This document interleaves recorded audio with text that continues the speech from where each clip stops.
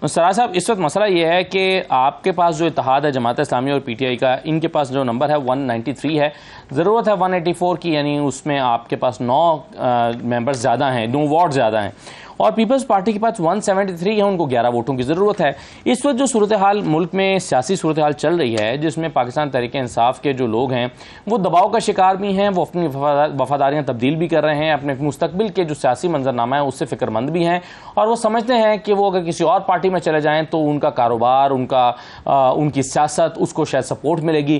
تو اگر کوئی 11 کے قریب لوگ جو پی ٹی آئی کے 63 لوگ ہیں، ان میں سے 11 لوگ یہ سوچ لیتے ہیں کہ ہاں ہمارا سیاسی مستقبل تبھی محفوظ ہو سکتا ہے کہ ہم پیپلز پارٹی کے ساتھ چلے جائیں، تو اس میں آپ کو قانونی طور پر تو کوئی اعتراض نہیں ہوگا، یہ ان کا انڈیویجولز کا فیصلہ ہے۔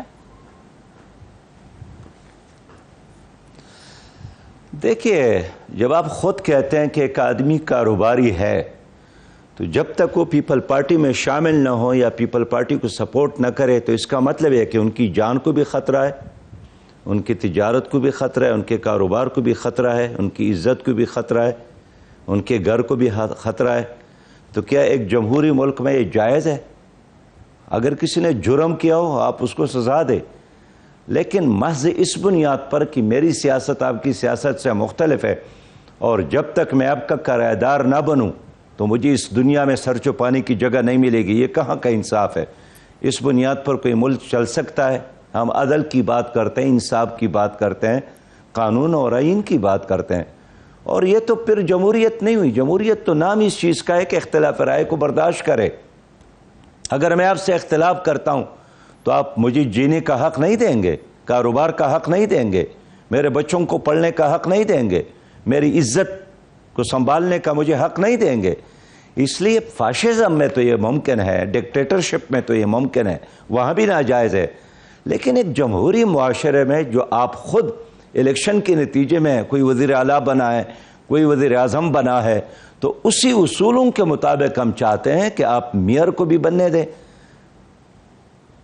جی صحیح ہے۔ تو مگر سراج صاحب، اب صورتحال یہ ہے کہ اگر آپ کے پاس یہ آپ کا 184 کا فگر آپ نہیں حاصل کر پاتے تو آپ کہہ رہے ہیں کہ آپ ہر قانونی فورم استعمال کریں گے، لیکن کورٹ آف لا جو ہے وہ ایویڈنس مانگتی ہے۔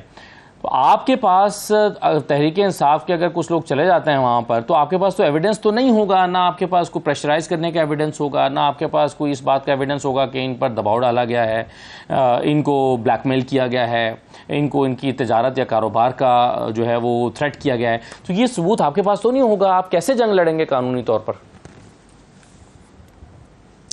اسد اللہ صاحب، ہم پر امید ہے، ہمارے تمام لوگوں کے ساتھ رابطے ہیں، ہم یہی چاہتے ہیں کہ ان کے راستے بند نہ کیا جائے۔ جی، اگر اور مگر کی بنیاد پر فیصلے تو نہیں کر سکتے۔ ہاں، لیکن کچھ دیر پہلے خبریں، یہ ٹیلی ویژن پر خبریں ابھی کچھ ہی دیر پہلے یہ خبریں چلی ہیں کہ پی ٹی آئی کے کچھ یونین کمیٹیز کے کچھ لوگ ہیں، انہوں نے فیصلہ کیا ہے کہ وہ جماعت اسلامی کے ساتھ نہیں جائیں گے اور پیپلز پارٹی کے ساتھ جائیں گے۔ ابھی ٹیلی ویژن پر تھوڑی دیر پہلے یہ خبریں چل رہی ہیں۔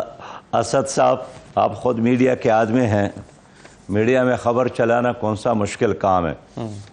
اپنی مرضی کا جو بھی آپ کو سوٹ کرتا ہوں۔ تو آپ کا شعبہ نشر و اشاعت کہاں ہے؟ حقائق یہی ہے کہ اس وقت میں کہنا چاہتا ہوں کہ اس وقت حقائق یہی ہے کہ الحمدللہ جماعت اسلامی کو ایک برتری حاصل ہے۔ یہ ٹھیک ہے، پیپل پارٹی کا حق ہے، وہ بھی کوشش کریں، ہم بھی کوشش کریں۔ ہم صرف یہ کہتے ہیں کہ سرکاری وسائل انتظامیہ کو استعمال نہ کرے۔ جمہوری انداز میں آپ بھی لوگوں سے ووٹ مانگ سکتے ہیں، ہم بھی مانگتے ہیں، لیکن اگر ایک آدمی نے فیصلہ کیا کہ میں نے ووٹ ادھر دینا ہے تو اس کو پریشرائز کرنا، جس طرح آپ نے خود کہا کہ وہ کاروبار اس کا خراب ہوگا، ان کی جان اور مال کو خطرہ ہے۔ یہ بتائیے سراج صاحب، آپ کی ان کے گھر پر پولیس جائیں گے، کیا کریں گے؟ آپ کی انٹرپریٹیشن کیا ہے؟ یہ جو ڈیفیکشن کلاز ہے جو صوبائی اسمبلی اور قومی اسمبلی کے ممبرز پہ لگتی ہے کہ اگر وہ پارٹی پالیسی سے ہٹ کر کسی کو ووٹ دیتے ہیں، اب تو خیر نئے فیصلے کے مطابق، سپریم کورٹ کے فیصلے کے مطابق ان کا ووٹ ہی شمار نہیں ہوتا، کیا وہ ڈیفیکشن کلاز اور یہ والی جو صورتحال ہے وہ یہاں پر بھی اپلائی ہوتی ہے کہ اگر پارٹی پالیسی سے ہٹ کے وہ میئر کو ووٹ دیں گے تو وہ ڈیفیکشن کی کلاز کی زد میں آ جائیں گے اور نااہل ہو جائیں گے؟ اور کیا، دیکھیں اگر یہ دفعہ لاگو نہ ہو تو پھر تو کوئی نہ میئر چلے گا، نہ وزیر اعظم چلے گا، نہ کوئی اور چلے گا، نہ نظام چلے گا۔ آج 5 اس طرف ہیں، آپ کل ان کو خرید کر اس طرف لائیں گے، تو اس طرح نقصان جو ہے اداروں کا ہے، عوام کا ہے۔ اس لیے یہ قاعدہ بنایا گیا کہ کوئی اپنی پارٹی پالیسی کے خلاف نہیں جا سکتا ہے، اور اس سے جمہوریت مضبوط ہوگی۔ میں تو کہتا ہوں کہ لوٹاکریسی کے خاتمے کا یہی طریقہ ہے کہ آپ اس چیز کو اور مضبوط کر لیں۔ صحیح ہے۔ سراج صاحب، آج ایک الزام الخدمت کے حوالے سے بھی لگایا گیا ہے جماعت اسلامی پر۔ میں آپ کو سنوانا چاہتا ہوں کہ سید غنی صاحب نے کیا کہا ہے کہ کس طرح سے آپ نے زکوٰۃ اور فطرے کے پیسوں کو سیاست کے لیے استعمال کیا، ذرا سنیے۔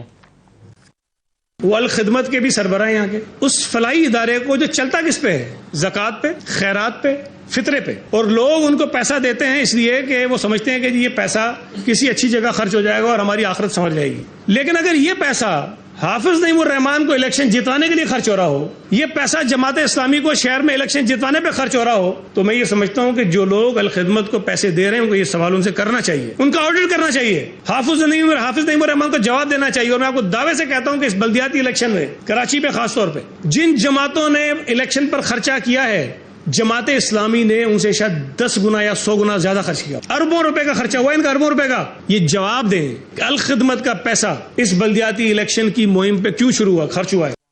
سراج صاحب، الخدمت کا پیسہ بلدیاتی انتخابات کی مہم پہ خرچ کر دیا اور اربوں روپیہ خرچ کر دیا آپ نے، یہ الزام ہے آپ کے اوپر۔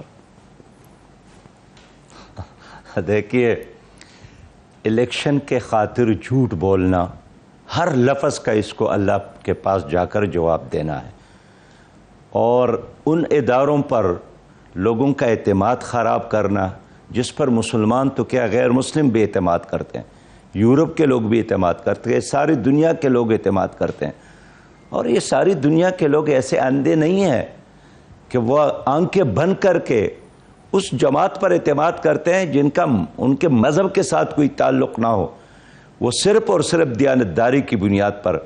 لیکن کیا سید غنی صاحب کو معلوم نہیں ہے کہ اس شہر کا ایک میئر جناب عبدالستار صاحب افغانی بھی تھا، ان کی تو میت ایسے حالت میں گھر سے نکلی کہ کرائے کے گھر میں رہتے تھے، حال یہ کہ اربہ بجٹ ان کے ساتھ تھا۔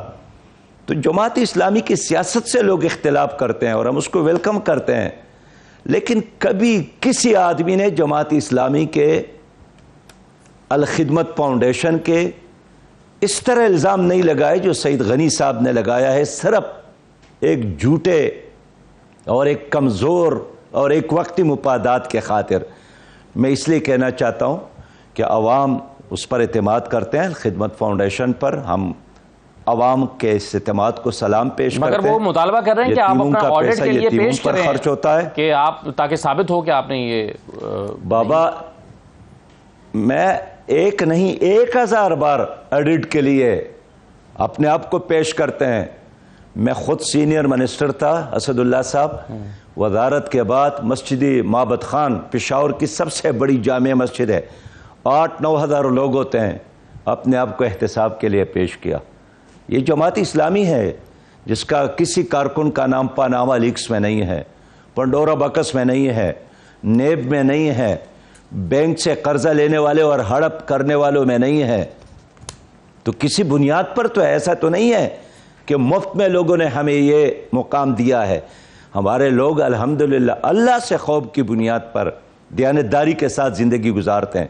یہی تو وجہ ہے کہ کراچی جیسے بڑے شہر کا میئر، اس کی میت عبدالستار افغانی کا ایک کرائے کے گھر سے نکلتی ہے۔ کیوں؟ اس لیے کہ دیانتدار آدمی تھے۔ نعمت اللہ خان صاحب دیانتدار آدمی ہے، اور حافظ نعیم الرحمان صاحب بھی بنے گا انشاءاللہ۔ یہ بھی اس کراچی کو آگے لے جائے گا اور استنبول سے زیادہ خوبصورت، کلین اور گرین اور باوقار شہر بنائے گا۔ ٹھیک، بہت شکریہ سراج الحق صاحب، بہت شکریہ پروگرام میں شرکت کرنے کے لیے۔ چھوٹا سا بریک لیتے ہیں، بریک کے بعد واپس آتے ہیں۔ تو جو اس وقت نئی سیاسی صف بندیاں ہو رہی ہیں